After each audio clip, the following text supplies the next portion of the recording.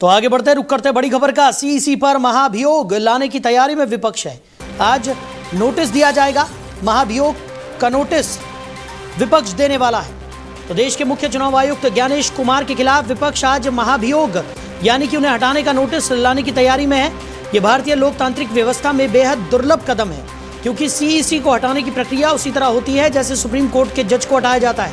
इस मुद्दे पर पिछले कुछ दिनों से संसद में तीखे राजनीतिक टकराव भी लगातार जारी हैं और भारत के संविधान के आर्टिकल 324(5) और 2023 के सीईसी एंड एम्प ईसीज एक्ट के अनुसार मुख्य चुनाव आयुक्त को उनके पद से तभी हटाया जा सकता है जब हटाना मोशन संसद के किसी भी सदन में लाया जाए और यह विशेष बहुमत से पास हो। तो सदन की कुल सदस्य संख्या का बहुमत और उपस्थित व मतदान कर रहे सदस्यों का 2/3 बहुमत होना बेहद ज़रूरी है। बता दें कि यह प्रक्रिया सुप्रीम कोर्ट के जज को हटाने जैसी कठोर मानी गई है। तो सीईसी के खिलाफ आज ये महाभियोग प्रस्ताव लाने की विपक्ष की तैयारी है। विपक्ष सीईसी के खिलाफ लामबंद है और ऐसा पहली बार देश में हो रहा है।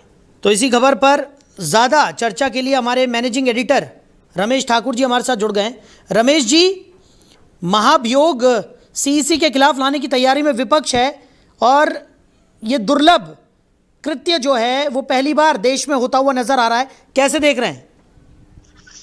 मुझे लग रहा है पार्लियामेंट सेशन में हर चीज नई दिख रही है, पहली दिख रही है, पहली मर्तबा दिख रही है। ऐसी चीज हमने कभी देखी नहीं है जी। इलेक्शन कमीशन ऑफ इंडिया के खिलाफ क्या होता था ज्यादातर दूसरे लोग आपत्ति दर्ज करते थे, एक एप्लीकेशन बना के या तो मीडिया में ब्रीफ कर देते थे या ज्यादा से ज्यादा होता था राष्ट्रपति को अवगत करा देते थे कि फला जगह इलेक्शन कमीशन ने अच्छा काम नहीं किया। यही तक सीमित थी जो हम लोगों ने आज तक देखा है, समझा है और किताबों में पढ़ा और अपने रिपोर्टिंग के दौरान हमने देखा है।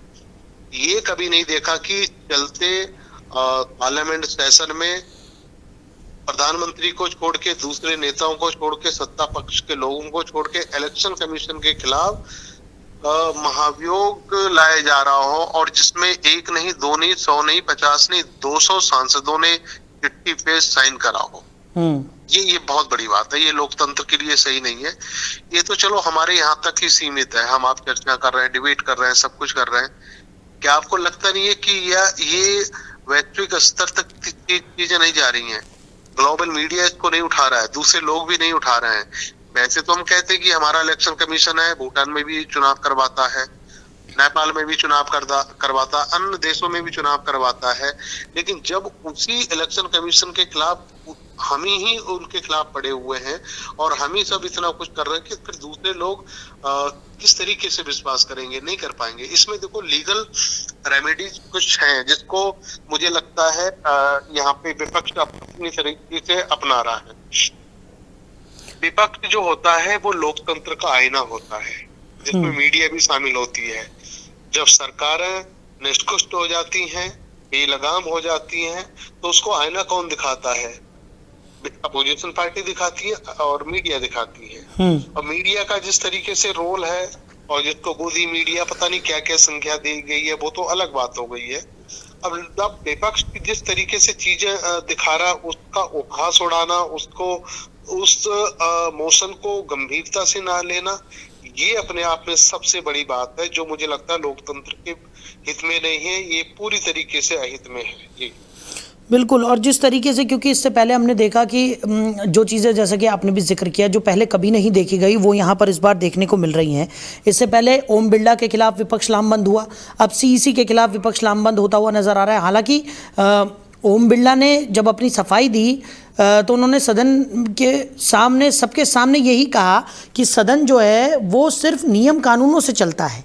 ऐसा नहीं है कि प्रधानमंत्री नरेंद्र मोदी अगर नियमों का उल्लंघन करेंगे तो उन्हें कुछ नहीं कहा जाएगा, या राहुल गांधी अगर नियमों का उल्लंघन करेंगे तो इस डर से कि उनके खिलाफ पूरा विपक्ष लामबंद हो जाएगा, इस वजह से राहुल गांधी को ना टोका जाए। तो वो तो अपना काम कर रहे हैं, उन्होंने साफ तौर पर कहा। अब सीईसी के खिलाफ भी विपक्ष लामबंद है, महाभियोग लाने की तैयारी में विपक्ष नज़र आ रहा है और इस तरीके से तमाम जो जांच एजेंसियां हैं उन पर भी सवालिया निशान खड़े किए गए हैं। जो तमाम हमारी चुनाव की प्रक्रिया कराने वाली जो हमारा इलेक्शन कमीशन है उसके ऊपर यहाँ पर सवाल खड़े कर दिए गए हैं, सदन की कार्रवाई को लेकर सवाल खड़े किए जा रहे हैं। तो कहाँ विश्वसनीयता रह गई है?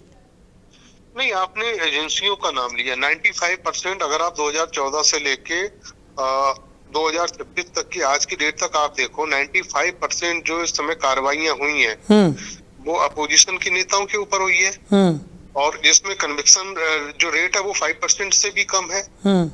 इसका मतलब तो ये हो गया सिर्फ भाई मुझे अगर साहिल जी से कोई दिक्कत है और मैं सत्ता में हूँ, मेरे पास चाबी है, तो मैं आपके खिलाफ मैं पुलिस भेज दूंगा, आईटी वगैरह सब कुछ भेज दूंगा और पता चला जब जांच होगी आपके खिलाफ कुछ निकला ही नहीं है।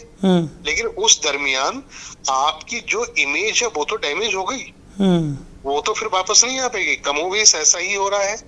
और दूसरी बात, सबसे बड़ी बात है, यहाँ पे सिर्फ पक्ष की बात नहीं करेंगे, हम विपक्ष को भी इसमें लेंगे।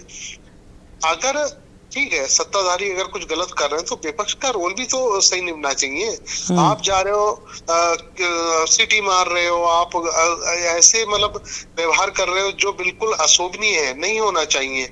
आप चीजों को गंभीरता से उठाइएगा, क्योंकि मुझे जहां तक लगता है अगर आप ग्राउंड पे आप जाइएगा, जनता आपके साथ में है, आपकी बात को सुन रही है, फिर उसमें आप इस तरीके से बचकानी हरकतें आप जो करते हो ना, उससे जो गंभीर बातें वो भी हल्की पड़ जाती हैं आपकी।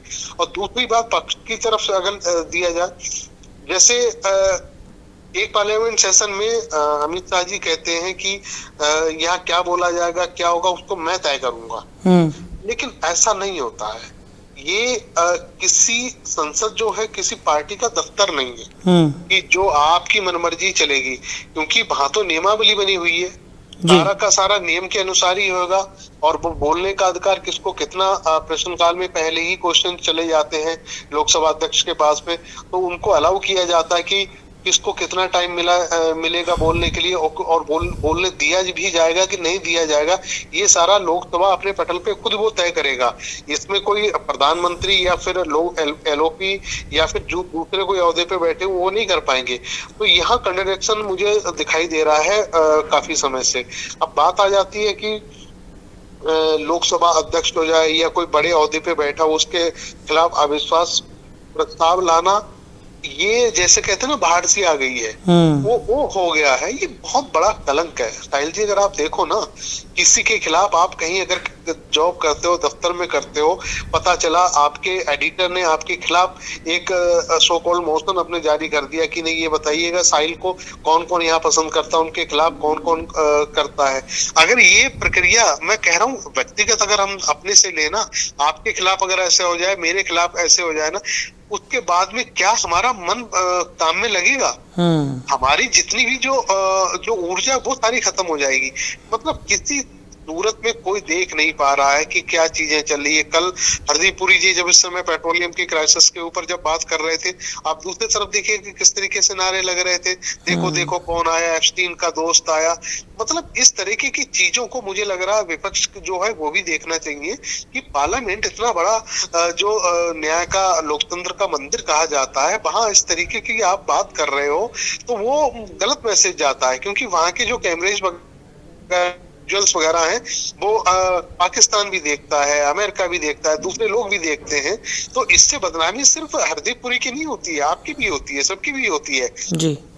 किसी पे आरोप लगाना और किसी को क्रिटिसाइज करने का एक जगह होता है, एक समय होता है, एक वक्त होता है। उस ये नहीं कि आपने बिला वजह जहां चाहो वहां ये सब चीजें करें, गलत है। चलिए रमेश जी, हमारे साथ जुड़ने के लिए, इन तमाम चर्चाओं के लिए आपको बहुत शुक्रिया। तो सीईसी के खिलाफ अब विपक्ष लामबंद होता हुआ नजर आ रहा है और महाभियोग लाने की तैयारी में विपक्ष नजर आ रहा है।